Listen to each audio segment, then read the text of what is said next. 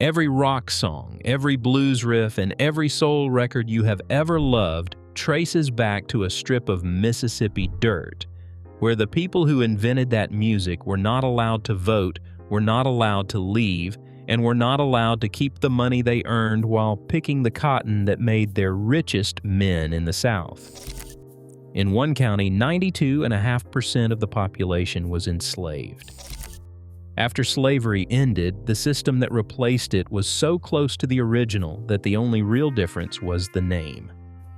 When a flood came in 1927 and the whole delta went underwater, white families were evacuated by boat.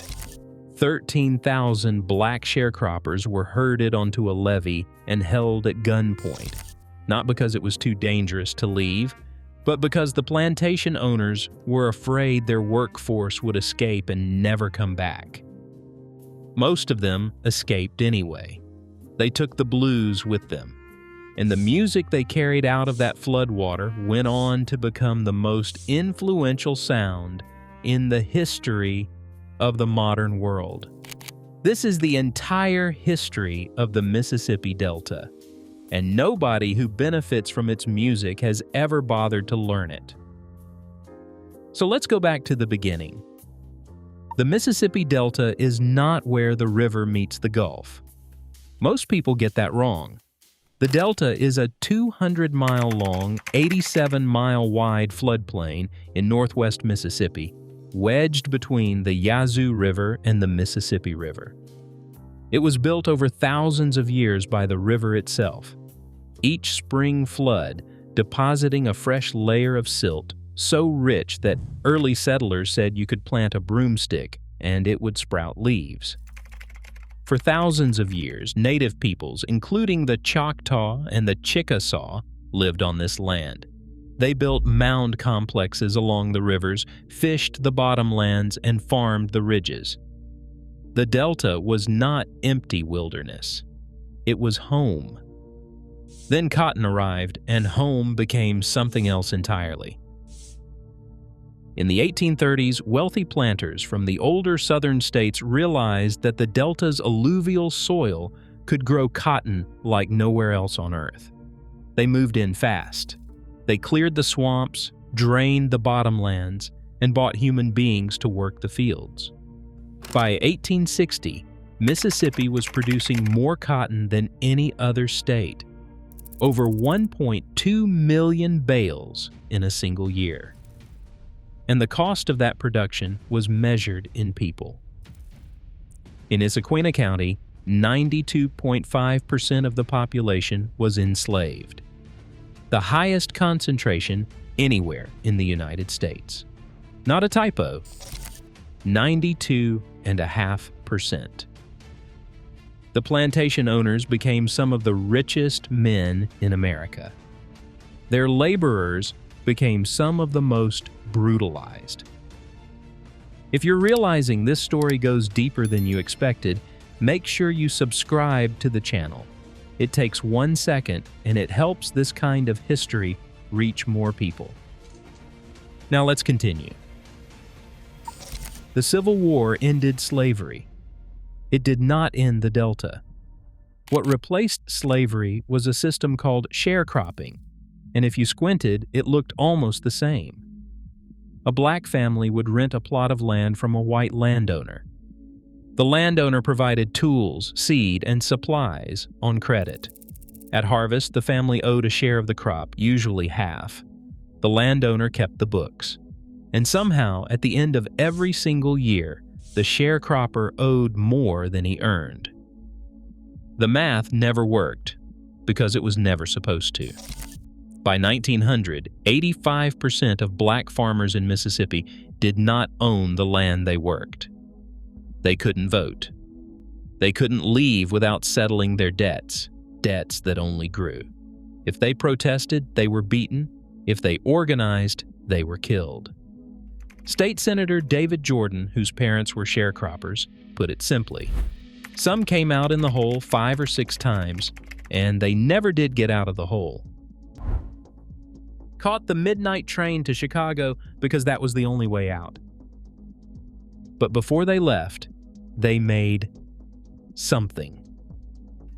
On Saturday nights, in the boarding houses of a 10,000-acre cotton plantation called Dockery Farms, the workers gathered. They had been picking cotton since sunrise. Their backs ached. Their hands were raw. And somebody picked up a guitar. The blues did not come from nowhere. It came from work chants sung in the fields, from sorrow songs carried over from slavery, from field hollers that echoed across the flatlands, one voice calling out into nothing and waiting for an answer. The Delta gave those sounds a shape, a structure, a name. Charlie Patton, born around 1887, was the first Delta bluesman to break through. He played at Dockery for years, teaching his style to anyone who would listen. Son House followed. Then a young man named Robert Johnson showed up, and the legend began. Johnson was not a good guitarist, not at first. Son House said listening to him was painful. Then Johnson disappeared for about a year. When he came back, he played like something had rewired his hands. The story spread that he had gone to a crossroads near Dockery at midnight, met a tall, dark figure who took his guitar, tuned it, played a few songs, and handed it back. From that moment on, Robert Johnson could play the blues better than anyone alive. He sold his soul to the devil. That's the legend. The truth is probably simpler. He practiced relentlessly, likely studying under a guitarist named Ike Zimmerman, who liked to practice in graveyards at night because nobody would bother him there. Johnson recorded only 29 songs before he was poisoned in a juke joint in 1938. He was 27 years old. Those 29 songs became the foundation of modern American music. Every blues, rock, and soul artist since owes a debt to a sharecropper's son who died in a shack in Greenwood, Mississippi, with no death certificate and no headstone. The flood of 1927, which we opened with, did not just destroy crops and homes. It destroyed the last thread holding the Delta's labor system together. When the waters finally receded, black sharecroppers looked at the levee where they had been held at gunpoint and made a decision. They left. The Great Migration had been building for years, but the flood blew the doors open. The Chicago Defender, a black-owned newspaper, had been urging Southern black families to move north for better wages and basic dignity. Black railroad porters smuggled copies of the paper into the Delta on the Illinois Central Line, the same train that ran a direct route from Mississippi to Chicago. Within a few years, tens of thousands had boarded that train and never looked back. Over the course of both waves of the Great Migration, more than 400,000 black Mississippians left the state. They carried the blues with them. Muddy Waters, born on a Delta plantation in Rolling Fork, took the sound to Chicago and plugged it into an electric guitar. B.B. King left Indianola. Howlin' Wolf left West Point. They didn't just leave the Delta, they exported it. But the Delta also became ground zero for something darker. In 1955, a 14-year-old boy from Chicago named Emmett Till visited relatives in Money, Mississippi. He was accused of whistling at a white woman in a grocery store. Days later, 2 white men kidnapped him from his great-uncle's house in the middle of the night. They beat him, shot him, and threw his body in the Tallahatchie River with a 70-pound cotton gin fan tied to his neck with barbed wire. His mother, Mamie Till Bradley, made a decision that changed history. She insisted on an open casket funeral. She said, "I wanted the world to see what they did to my baby." Tens of thousands came. Jet magazine published the photographs. The nation looked, and the nation could not look away. The killers were acquitted by an all-white jury in 67 minutes. One juror reportedly said it wouldn't have taken that long if they hadn't stopped to drink a soda pop. Emmett Till's murder did not start the civil rights movement, but it made ignoring it impossible. And the Delta today? It's still here. Still flat, still fertile, still poor.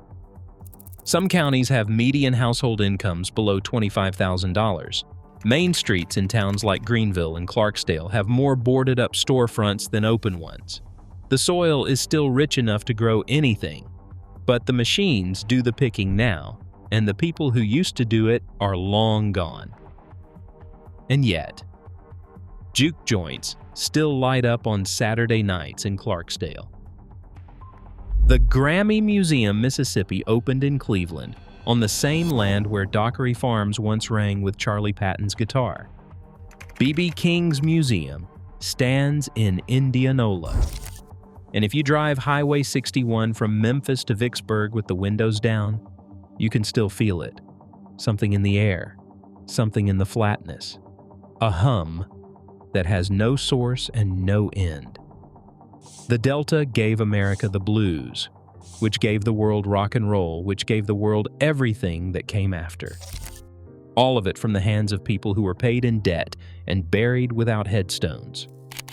The flattest place in America somehow made the deepest music on earth, and it did it while the whole country looked the other way. That's all we have for today.